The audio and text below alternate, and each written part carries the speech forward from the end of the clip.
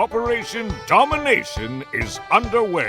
The ultimate game plan to dominate your NFL experience. With your hosts, Dan Mader. But what's more impressive to me about the Chase Thornton. Yeah, I mean, I got it. Chris Dowhouse. Get him, Chase. Get him, Chase. And Adam No, LaRue. not necessarily, but it's again the same. Don't hope to win. Be great and dominate. All right. Operation Domination is back on your screens, on our YouTube channel at FF Advice Network. If you haven't subscribed, make sure you do so and hit the little bell notification. We got new content every single day from this show, from everybody in the network, and it's been going absolutely great so far this summer. We're not even into the season yet. We're getting you prepared for it. Make sure you also check out Operation Domination, your favorite podcast app, wherever you listen, on the go. Great stuff for you guys to take with you on your jogs, your drive home, whatever the case may be. I'm your host, Dan Mader. We are continuing on our team profile series as we have been for the last few weeks now, and we're getting into the middle of it because we'll be talking about the NFC North. We had Bob Long on last week talking about the AFC North, and now we're going to have a great guest for the NFC North. We'll get him introduced in just a second. No Adam today, but we do have Chase and Chris in the building. How are we doing, fellas? Doing pretty good, Dan. Feeling good. I got the generational ones jersey. Yeah. Oh, man. Yeah. For those who missed the show a couple of weeks ago, I had to order. I ordered it literally right away. Yeah. We had Joe Pisapia on, and Chase had the slip of calling Jermichael Finley, as a Packers fan, a generational talent. We'll have to get into that a little bit later on. Chris, how are we doing? Doing pretty good, Dan. I was saying, this is my favorite part of the season. A lot of times, this is, people, we don't have anything really going on. We think, but this is what you get the little nuggets, the little insiders tips. It's where you kind of find those guys that you're looking for, before everybody else kind of catches on. So this is kind of my favorite part of the season. Well, yeah, because there's not a lot of news going on. So this is our time we can really dive in, kind of get into the nitty gritty with all of these teams and players and how everything shapes up. By the way, just, we're not going to talk about it too much today, but Ramondre Stevenson signed a big contract. That looks great for my ranking because I was higher on ADP going into it. So this makes it look even better for me. So Ramondre Stevenson, not too worried about Antonio Gibson after that contract he just got today. But we want to introduce our guest of the evening. And now, the moment you've all been waiting for. He was the second-ranked Fantasy Pros accuracy ranker in 2021, the featured fantasy and betting analyst on the Vipers Network, BetSperts and Fantasy Points, the one, the only, Mr. Matt Donnelly! Gotta get into the tight ends here. So here's the thing with TJ Hockenson. Right now, it's looking like he is going to start the season on the pup. It's making very difficult to evaluate him coming in the fantasy football drafts because of that, because we know TJ Hockenson can perform like a top 3 tight end when he's out there, especially in this Kevin O'Connell offense. Matt, you got him at tight end 11. I think you're the only one on this board who has him in the top 12. I can't see Chris and Chase's ranking. I know I have him at 16 because I'm worried about the uncertainty of quarterback and how much time he's actually going to miss. But why do you still like him as a top 12 guy? I think when you look at Hockenson, you have to project the back half of the season. I think you go get Hockenson, you draft him where you would probably put a couple rounds back on where he's going to be, but get yourself a second tight end. Maybe even a Taysom Hill now that we've heard about Juwan Johnson. Someone that's going to be there. You get maybe a little later. I personally love myself some Jelani Woods as one of those sleeper type tight ends a little bit later that maybe you can kind of pair with him. But Hawkinson's a guy from week 7 to 17. He's going to win your league. If people sleep on him and pass on him because of that injury, he's that guy that you're going to get great value on. And maybe he doesn't finish as tight end 1, 2, 3, or 4. But over that back half of the season, he's going to put up top 3 tight end numbers. If you look at what he did, like we're talking like a quarter of a point per target per route run last season. I mean, that's huge numbers, especially if you have either a rookie quarterback or a redheaded quarterback throwing you the ball. I mean, both those things are not good under center, but both those things are definitely love a tight end. Yeah, I think what's funny is that even though you have him in your top 12 and I have him in 16, we kind of see it the same way as in you need to draft another tight end. and he is your second half season lotto ticket. So it's kind of more of ADP. Pay attention to your ADP. What value can you get him at? I think it's what it kind of reward. Right, exactly. I think it's what it kind of boils down to, despite having him between 11 and 16. Let's talk about Sam LaPorta here. Chase, you have him at number 1, which is consensus, but I will point out you're the only one on this panel who has him at number 1. So why do you think Sam LaPorta replicates what he did last season?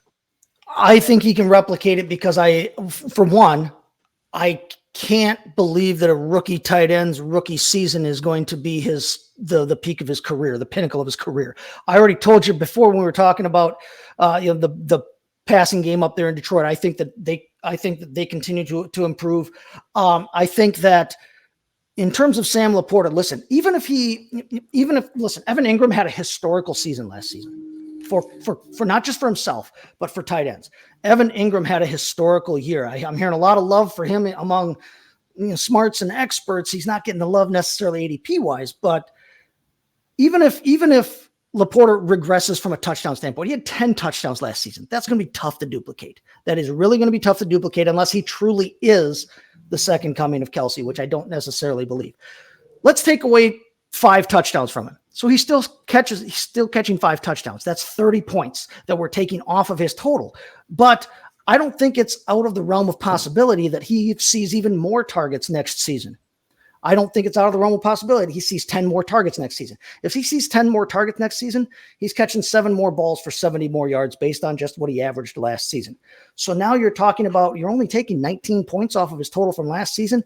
19 points off his total from last season. He's still the tight end 1 over Evan Ingram. Even if there's regression from Sam LaPorta touchdown-wise, which is the big argument I keep hearing against him being the top tight end, even if he regresses touchdown-wise, I think he can still make up enough work to be the tight end number 1 overall.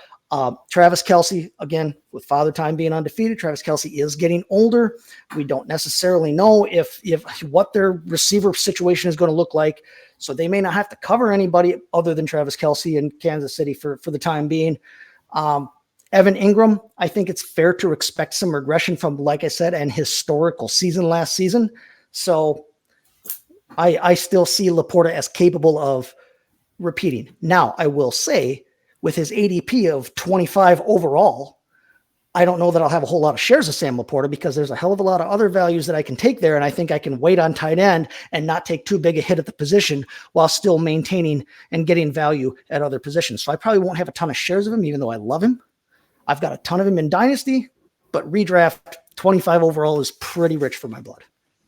Yeah, and I think that's a fair assessment to have. I don't know how many shares. I have him at number 2, but I don't know about how many shares of him I'm going to have either. For me, it has to be Travis Kelce. The one thing I want to point out there with the Kelce thing is that I think people forget that this guy was not 100% healthy when entering the season last year, and that had a lot to do with why he didn't have as many statistics as we're used to seeing him have. And extra wide receivers doesn't hurt Travis Kelce, by the way. One of his best years of his career, 2020, when they had Tyreek Hill and everything else going on, 1,400 yards, 11 touchdowns. Like, if you actually have to take distractions and Travis Kelce's getting one-on-one coverage, he's still killing it. He's still the number 1 target on the Chiefs. Sam LaPorta is not the number 1 target on the Detroit Lions. That's Amon-Ra St. Brown. And Jameson Williams, who I do like, takes a little bit more of a step. Then I think that's going to eat into Sam LaPorta more so than it does at Amon-Ra St. Brown as well. So I think we could actually see either LaPorta maintain or even a little bit tick down on the volume here on the standpoint. Now, Jared Goff loves his tight ends in the end zone. There's absolutely no doubt about that. And I do think the red zone targets are funneled between him and St. Brown, which is why I do think 10 touchdowns is something that is replicatable for Sam LaPorta, which is why ultimately I still have him at number 2. But that's why I still think Travis Kelce, I still think he's that number 1 guy. Matt, between Luke Musgrave and Tucker Kraft, and what's their upside? There is no upside with either one of these guys. I mean, they're not generational. No, they're not generational. They're no Finley here. They're no Jermichael Finley here in this Packers team. Chris, real quick, how many people are going to be covering Marvin Harrison next year? 3, you said? At some point in the season. Trey McBride. Who's covering Trey McBride? Come on now. He's just one of the hottest tight ends on the back end. But Trey McBride we look at Luke Musgrave, Tucker Kraft. I don't like Tucker Kraft. I really don't. I mean, I think we've all got Musgrave right where he's supposed to be in that 15 through 18 type range. I think that's who he is. I mean, I don't think every year we get a tight end that's going to come out of nowhere and be that guy. right? We're getting a tight end that rises through the ashes and whatnot. It's not Musgrave, and it's sure the hell ain't going to be Tucker Kraft. So these are guys that are maybe a good type. Maybe Musgrave's the guy you pair up with a TJ Hockenson, maybe a tight end that's going to give you 3-4 weeks at the beginning of the season until Hawkinson's back. I mean, that's where Musgrave's value is as a tight end too.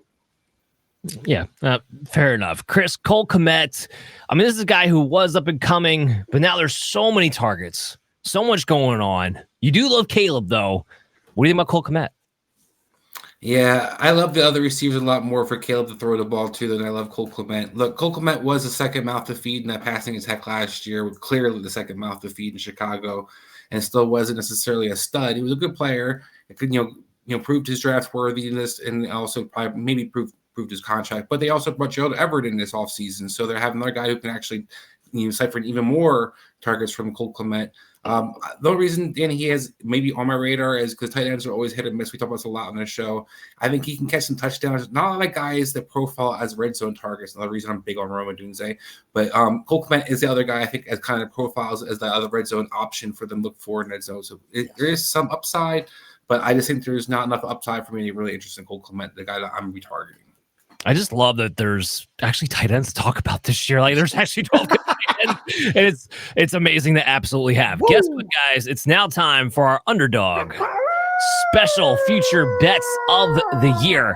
Make sure you go and use promo code FFAdvice. Put a deposit of a minimum of $25 down. Get up to $250 cash bonus and a free special pick when you use the promo code FFAdvice. Okay, so we got Caleb Williams here. I got him higher than 3,650 passing yards. I am projected for about 32 pass attempts a game with a base average of 6.7 to 7 yards per attempt. That should put him with a floor of at least 3,700 yards. I do think he gets over 4,000, so I like it higher for Caleb Williams this season. Oh, Jordan Love, I have him higher than 3,900 yards. Guess what? Even with the tale of two halves, as we broke down earlier in the show, he had 4,100 yards last year. Even with regression, I still have him at 3,950 yards. Let me try to see if I can actually say it, but I have him over 3,900 yards there. Justin Jefferson, higher than 1,375 yards this season. Let's just make this simple, okay?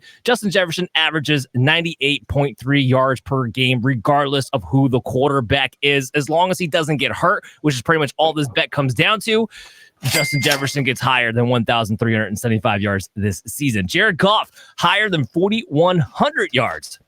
Is Ben Johnson still the OC? Well, then guess what? Jared Goff is going over 4,100 yards this year, 4,400 yards or more the last two seasons with Ben Johnson, and he has elite weapons who could be getting even better this season. And that are your Underdog Specials for this year. Big shout out to Matt Donnelly. Thank you so much for coming on to the show and taking the time. Please plug away with whatever we want to plug away with. Tell everybody where they need to follow you at, man, because you're an absolute great follow. Yeah, I mean, start off easy here. Head over to the Twitter machine, the X machine, whatever you want to call it, at Matt Donnelly FF. It doesn't get much easier than that when you look at that. The name's in the corner if you're watching this on video. If you're listening to it, I don't know what to tell you. You're missing one hell of a mustache if you're just listening to this on podcast form. Now, true story. True. You want, if you're looking for my work, I got some stuff going on over at Roto Baller right now. I've got a dynasty trade chart that we're trying to find a way to squeeze into an article. Listen, this thing is 395 players assigned value plus draft picks and 2025 draft picks. So if you're looking for, hey, should I trade this player for this player? I got you covered with this dynasty trade chart. It has been a monster. Not to mention, if you head over to my Patreon, which is in my Twitter handle, I mean, I've got offensive line rankings, Devy rankings. I've got auction template there. If you're getting into auction, if you're not sure how to do it, I've got that covered to kind of give you, hey, if you're bidding this and this and kind of setting, I mean, there's a lot of things going to auction. I've got you covered there as well. So, I mean, there's a lot of, I got more things. I got offensive lineman rankings for crying out loud. I got my top 32 team off. You know, you have way too much time when you're ranking fat guys. I mean, that's what I got going on. I'm ranking fat guys here, and I've got it. Hey, Chase, you're number one in those rankings, buddy. You're number one, man. I'm close to number two here. But hey, listen, fantasypoints.com. Head over there. Fantasy Points Data Suite. Killer information, man. We got some big things coming out in Fantasy Points. You can catch me on the Discord there. Basically a 24/7 hotline for keepers, auction, standard, dynasty, redraft, you name it. I got you covered there. And of course, the Dynasty Vipers, the Vipers Network on the YouTube channel. Check that out. Behind the Grind. Last week, we had Matt Miller come on the show, the NFL Draft Scout from ESPN. He was on the show. Chad Parsons comes on the show here next week. We got all kinds of guests. Go back through the archives. The best of the best have been on that show to tell their story in the fantasy industry. We've got some former Super Bowl champs, and we got some big-time network names on that series as well. So check that out. That's all I got. I got to hold on. A lot going on here after that. Love it. That's all you got. He's got everything going on, guys. Yes, we got to check out Matt Donnelly. Okay, make sure you check out this show, too. And download us on your favorite podcast app, Operation Domination. Make sure you follow, subscribe, and hit the bell notification on Fantasy Football Advice Network to follow this show and many others at FF Advice Network. Find us on social media at OP Domination FF. You can find Dan, me, and Chase on social media as well. So make sure you give us a follow there. We'll be there to answer your questions. Big things coming out starting July 1st. We'll have an announcement for you guys next week with the Fantasy Football Advice Network website. It's going to work out great for you guys, building a community all for fantasy football. So guys, we'll be back next week talking about the AFC West. I can't wait to get into that. We got Anthony Servino lined up. That's going to be at a special time on Saturday morning at 11 a.m. on June 29th. So make sure you check that out. We'll see you again soon. Hey there, I'm proud to say that Underdog Fantasy is the newest sponsor of our show, and it's my favorite place to play fantasy games. No waivers, no trades, no lineup settings, just best ball for season-long drafters all year long. And you gotta check out Pick'em. It's so easy to play. Just pick 2 to 5 stats of your favorite players. You can choose whether they go higher or lower on those stats, and if you can pick 5 in a row, you can win 20 times your money. Sound like fun? Well, guess what? You can sign up with promo code FFAdvice today to claim your special pick, plus a first-time deposit offer up to $250 in bonus cash. I cannot wait to see your entries.